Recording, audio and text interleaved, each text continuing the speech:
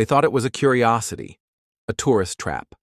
One of those strange, offbeat things you tell your friends about after visiting Mexico City.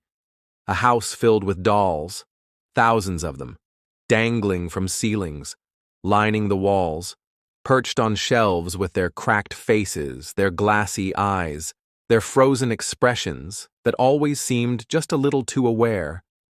No one really knew why they were there or who had placed them. People said it was a shrine. Others said it was a warning. But the locals, the ones who never made eye contact as they passed the property, they knew better.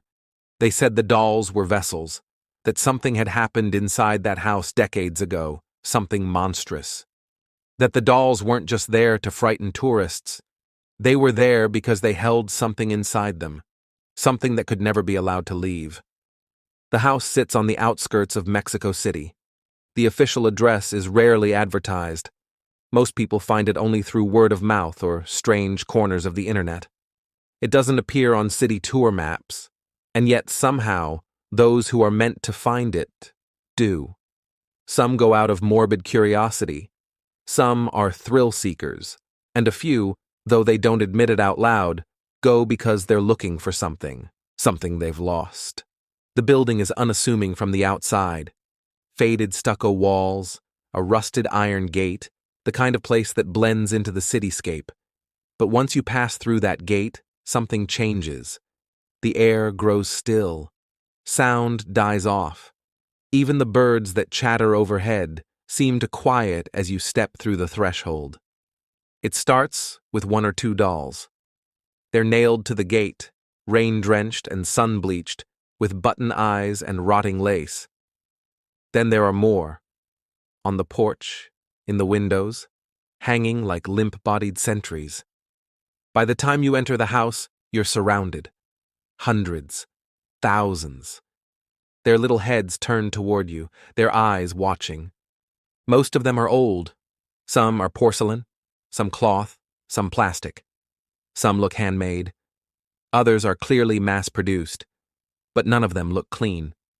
They are cracked, moldy, covered in dust and cobwebs, and yet they seem maintained, arranged, as if someone has been caring for them, shifting their positions, making sure no corner of the house is left untouched. There are no signs of modern living, no working electricity, no furniture besides a few warped chairs and a cracked dresser. And yet visitors report hearing music, soft lullabies echoing through the halls, though no source can be found. They also report the temperature dropping suddenly, and the sense, so many say this, that they're not alone, even when no one else is there. The origin of the dolls is unclear. One local legend tells of a woman named Isabella who lived there in the 1940s. She was said to be a quiet woman, a recluse. No husband, no children, just her and her crafts. She made dolls by hand and sold them in the city. People remember her stall in the market, always full of eerie, intricate creations. But one day, Isabella stopped coming. Her market stall sat empty. And not long after, people began noticing dolls appearing in the windows of her home. First a dozen, then dozens more, then hundreds. Some say Isabella went mad, that she began believing the dolls were alive, that they spoke to her. Others whisper that she was involved in something darker, something that required sacrifice. The story goes that children began disappearing from the neighborhood around the same time. Mostly street children, orphans, ones no one looked for. The city never found a connection. But neighbors whispered. They said they heard the laughter of children coming from inside the house, and then screaming. They said they saw small hands pressed against the glass upstairs, but when police finally entered the home in the early 1950s, they found no one. No Isabella, no children, just dolls, thousands of dolls, some with what appeared to be real human hair, some wearing clothes that matched the last known outfits of missing children. But there were no bodies, no crime scene, nothing to charge anyone with.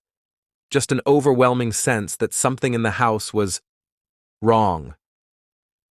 The authorities cleared out after a few hours, but the dolls were never removed. Some say the officers who tried became sick. One supposedly died within a week, brain aneurysm, sudden and unexplained. Another was institutionalized. The report was sealed. In the decades since, the house has sat untouched. No one has successfully lived there. A few tried. Renters, squatters, even ghost hunters. But none lasted more than a few nights. One left in the middle of the night with all his belongings abandoned inside. Another was found wandering the city barefoot, incoherent, muttering about the voices in the walls. One group of urban explorers visited in 2013 and uploaded footage to the internet. The video is still up, though it's hard to watch. The camera glitches frequently, and the audio is distorted. But what's clear is this. They entered the house laughing, joking about the dolls. By the end, they're panicked, screaming.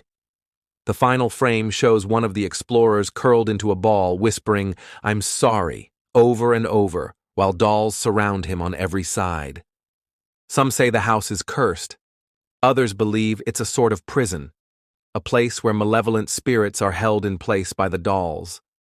A few believe the dolls themselves are not the victims, but the perpetrators.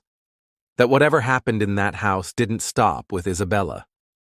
More recently, a tourist named Angela Martinez visited the house with a friend in 2019.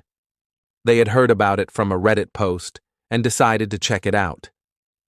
Angela posted pictures on Instagram, grainy shots of her standing next to a wall of dolls, smiling nervously. She captioned it, "Creepiest place ever, I think they blinked." The next morning, Angela's friend called the police. Angela was missing. Her belongings were in the Airbnb. Her phone was on the kitchen table, but she had never come home. A search was conducted. Her last known location was pinged to the area of the dollhouse. When police went to investigate, they found the gate open. Inside, the dolls were untouched, but one of them, front and center on the main staircase, was new.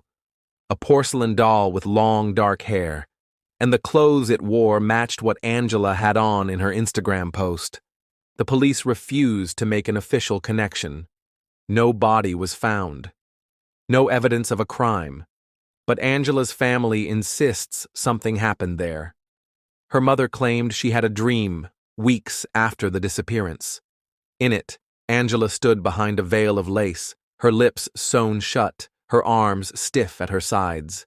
Behind her were dolls, hundreds of them. Most people write this off. Just another haunted house story, a local urban legend. But there are too many reports, too many visitors who leave shaken, who feel watched, who swear the dolls move when no one is looking, and the missing persons. Too many line up with that house. The locals avoid it still. They won't look at it.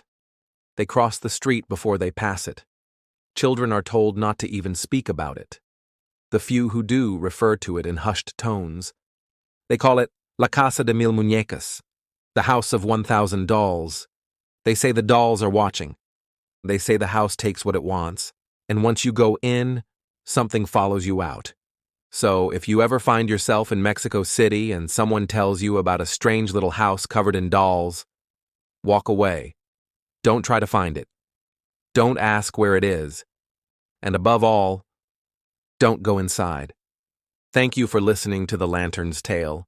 Subscribe for more true stories, if you dare.